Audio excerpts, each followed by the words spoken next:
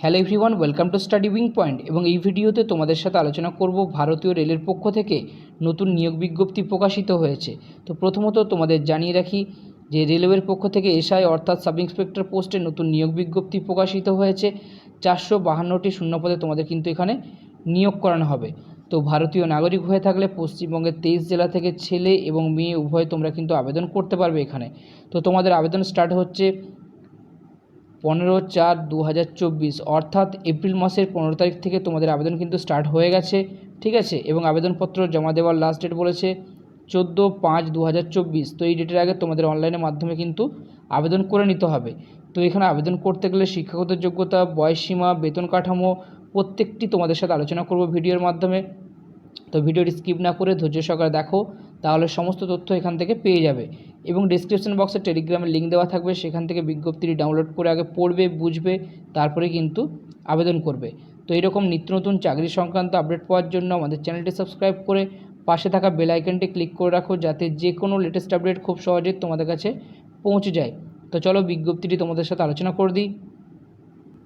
প্রথমত onscreen official বিজ্ঞপ্তিটি open করলাম। তো এখানে দেওয়া আছে তোমাদের government of India, ministry of railways, railway recruitment বোর্ডের পক্ষ থেকে বিজ্ঞপ্তিটি প্রকাশিত হয়েছে। সঙ্গে তোমাদের অ্যাডভার্টাইজমেন্ট নাম্বার কিন্তু দিয়েছে RPF 01/2024, ঠিক আছে। তো এখানে তোমাদের বলে দেওয়া আছে কবে থেকে তোমাদের ফর্ম ফিল আপ শুরু হচ্ছে। তো 15/4/2024 অর্থাৎ এপ্রিল মাসের 15 তারিখ থেকে তোমাদের ফর্ম ফিল আপ কিন্তু শুরু হয়ে গেছে, ঠিক আছে। অলরেডি তোমাদের জানিয়ে দিয়েছি। এবং ফর্ম ফিল আপের লাস্ট ডেট বলেছে 14/5/2024 অর্থাৎ মে মাসের 14 তারিখ আবেদনপত্র জমা দেওয়ার লাস্ট ডেট। তো যদি তোমাদের ফর্ম ফিল আপের সময় কোনো রকম ভুল হয়ে থাকে সেক্ষেত্রে তোমরা কারেকশান করতে পারবে। সেই ডেট বলে দেওয়া আছে 15/5/2024 থেকে 24/5/2024 মধ্যে তোমরা কারেকশান করতে পারবে। এবং সম্পূর্ণ অনলাইনের মাধ্যমে তোমাদের আবেদন করতে হবে, ঠিক আছে। নেক্সট তোমাদের পোস্ট বলে দিয়েছে, এখানে সাব ইন্সপেক্টর পোস্টে নিয়োগ করানো হচ্ছে এবং বেতন থাকছে তোমাদের পে লেভেল 6 অনুযায়ী। সেক্ষেত্রে তোমাদের বেতন বলে দেওয়া আছে 35,400 টাকা তোমাদের কিন্তু বেতন থাকবে। এখানে তোমাদের 7th পে কমিশন অনুযায়ী তোমাদের কিন্তু বেতন দেওয়া হচ্ছে, ঠিক আছে।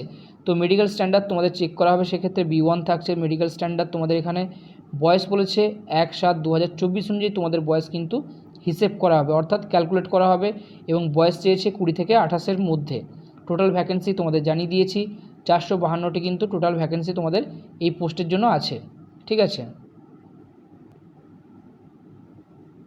তো এখানে তোমাদের কিছু ইম্পর্টেন্ট ইনফরমেশান দেওয়া আছে, প্রত্যেকটি তোমরা চেক আউট করে নেবে এখান থেকে, ঠিক আছে। তো এই নোটগুলি তোমরা ভালো করে চেক আউট করবে। তোমাদের কিন্তু মেডিকেল টেস্ট কিন্তু করানো হবে, ঠিক আছে। তো প্যারা 534-এ তোমরা কিন্তু চেক আউট করে নিতে পারবে, ঠিক আছে, কী ধরনের তোমাদের মেডিকেল টেস্ট হবে।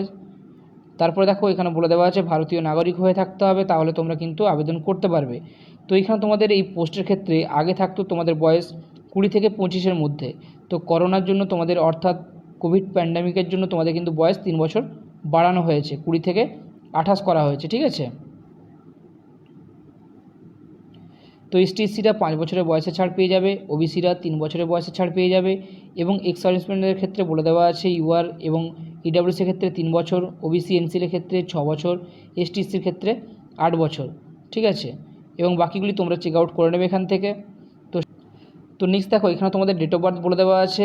তো 20 থেকে 28 বছর অনুযায়ী যে তোমাদের বয়সটা চেক করা হবে, সেক্ষেত্রে তোমাদের পার্টিকুলার ডেট অফ বার্থের মধ্যে যদি বয়স থাকে সেক্ষেত্রে তোমরা আবেদন করতে পারবে। UR এবং EWCর ক্ষেত্রে বলে দেওয়া আছে 2/7/1996 থেকে 1/7/2004-এর মধ্যে তোমাদের বয়স থাকতে হবে। OBC NCL ক্ষেত্রে বলেছে 2/7/1993 থেকে তোমাদের 1/7/2004-এর মধ্যে কিন্তু বয়স থাকতে হবে।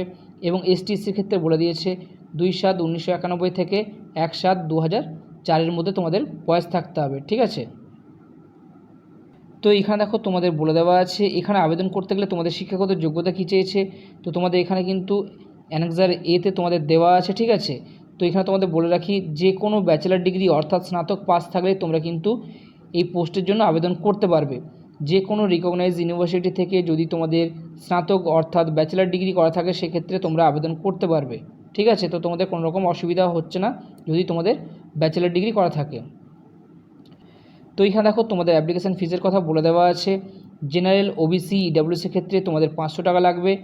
এবং এখানে তোমাদের 500 টাকার মধ্যে 400 টাকা কিন্তু তোমাদের রিফান্ড করে দেওয়া হবে। এবং বাকি সমস্ত ক্যাটাগরি ক্যান্ডিডেটের ক্ষেত্রে অর্থাৎ ফিমেল ক্যাটাগরি ক্যান্ডিডেটের ক্ষেত্রে ST SC PH এর ক্ষেত্রে তোমাদের 250 টাকা কিন্তু অ্যাপ্লিকেশান চার্জ লাগছে এখানে, ঠিক আছে।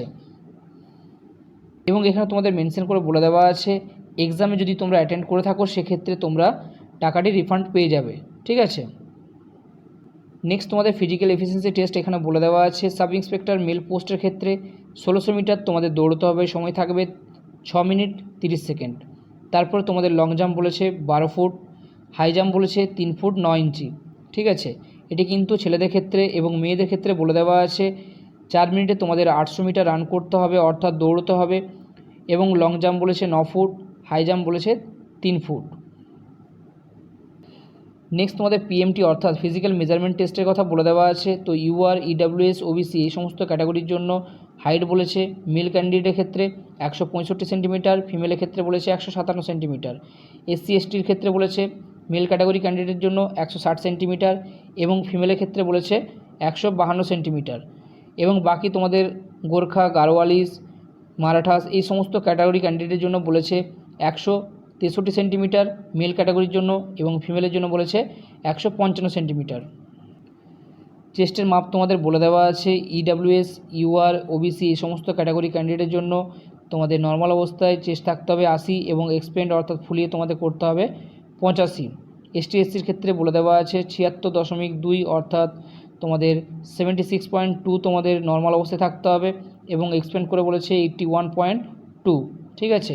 এবং গোর্খা, গারোয়ালিস, মারাঠাস, ডোগরা এই সমস্ত ক্যাটাগরি ক্যান্ডিডেটের ক্ষেত্রে বলে দেওয়া আছে নর্মাল অবস্থায় 80 এবং এক্সপেন্ড করে 85। নেক্সট দেখে নাও, এখানে তোমাদের বলে দেওয়া আছে কীভাবে তোমরা আবেদন করবে। তো সম্পূর্ণ অনলাইনের মাধ্যমে তোমাদের আবেদন করতে হবে এবং আবেদনের লিঙ্ক কিন্তু ডেসক্রিপশন বক্সে দিয়ে দেবো, সেখানে গিয়ে সহজে ক্লিক করলেই তোমরা কিন্তু আবেদন করতে পারবে, ঠিক আছে। তো এখানে তোমাদের RRBর ওয়েবসাইট দেওয়া আছে, তোমরা তোমাদের সুবিধা মতো কিন্তু ওয়েবসাইট দেখে আবেদন করে নেবে, ঠিক আছে। তো এখানে তোমাদের ক্যাটাগরি কিন্তু ভাগ করে বলে দেওয়া আছে সাব ইন্সপেক্টর পোস্টের জন্য, ঠিক আছে। তো মেল ক্যাটাগরি ক্যান্ডিডেটের ক্ষেত্রে শূন্যপদ আগে তোমাদের বলে দেবো, তারপরে কিন্তু তোমাদের ফিমেল ক্যাটাগরি ক্যান্ডিডেটের ক্ষেত্রে শূন্যপদ বলবো। তো প্রথমে দেখো মেলের জন্য বলে দেওয়া আছে UR এর জন্য 157টি শূন্যপদ আছে, SCর ক্ষেত্রে 57টি, STর ক্ষেত্রে 28টি, OBCর ক্ষেত্রে 104টি, EWSর ক্ষেত্রে 38টি এবং টোটাল তোমাদের এখানে বলেছে 384টি। এবং ফিমেল ক্যাটাগরি ক্যান্ডিডেটের ক্ষেত্রে বলেছে UR এর জন্য 28টি, SCর ক্ষেত্রে 10টি, STর ক্ষেত্রে 5টি, OBCর ক্ষেত্রে 18টি এবং EWSর ক্ষেত্রে 7টি, টোটাল বলেছে 68টি, ঠিক আছে। তো এই বিজ্ঞপ্তিতে যে সমস্ত ইম্পর্টেন্ট তথ্যগুলি দেওয়া ছিল প্রত্যেকটি তোমাদের সাথে আলোচনা করলাম। কোথাও যদি বুঝতে অসুবিধা হয় সেক্ষেত্রে কমেন্ট সেকশনে কমেন্ট করে জিজ্ঞাসা করতে পারো।